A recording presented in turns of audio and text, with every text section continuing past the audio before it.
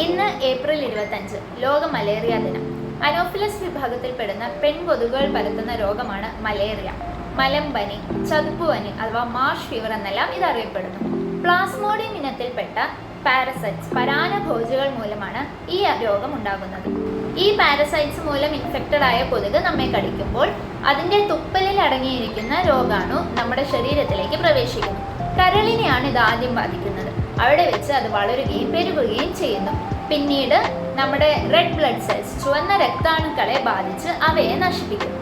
ഈ ഇൻഫെക്റ്റഡ് ആയ വ്യക്തിയെ മറ്റൊരു കൊതുക് വന്ന് കടിക്കുകയും അതിലൂടെ ഇതേപോലെ തന്നെ ഇൻഫെക്ഷൻ വേറൊരു വ്യക്തിയിലേക്ക് പടരുകയും അങ്ങനെ ഈ സൈക്കിൾ കണ്ടിന്യൂ ചെയ്യുകയും ചെയ്യും. കൊതുക് കടിക്കുന്നത് കൂടാതെ അവയവദാനം, രക്തദാനം, ഉപയോഗിച്ച സിറിഞ്ച് വീണ്ടും ഉപയോഗിക്കുന്നതിലൂടെയും മലേറിയ പടരാറുണ്ട്.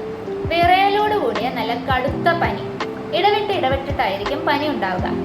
വയറുവേദന, ഛർദി, ഓക്കാനം, തലവേദന, ക്ഷീണം ഇവയെല്ലാം മലേറിയയുടെ ലക്ഷണങ്ങളാണ്.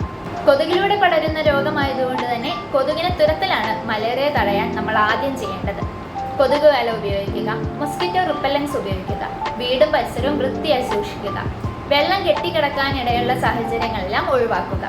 കൊതുക് ഒരുപാടുള്ള സ്ഥലങ്ങളിലേക്ക് പോകുമ്പോൾ ശരീരം മുഴുവൻ കവർ ചെയ്യുന്ന ഡ്രസ്സുകൾ ധരിക്കാൻ പ്രത്യേകിച്ച് ശ്രദ്ധിക്കുക. രോഗലക്ഷണങ്ങൾ കാണുകയാണെങ്കിൽ ഉടനെ തന്നെ ചികിത്സ തേടുക. ഹോമിയോപ്പതിയിലും മലേറിയയ്ക്ക് ഫലപ്രദമായ ചികിത്സ ലഭ്യമാണ്.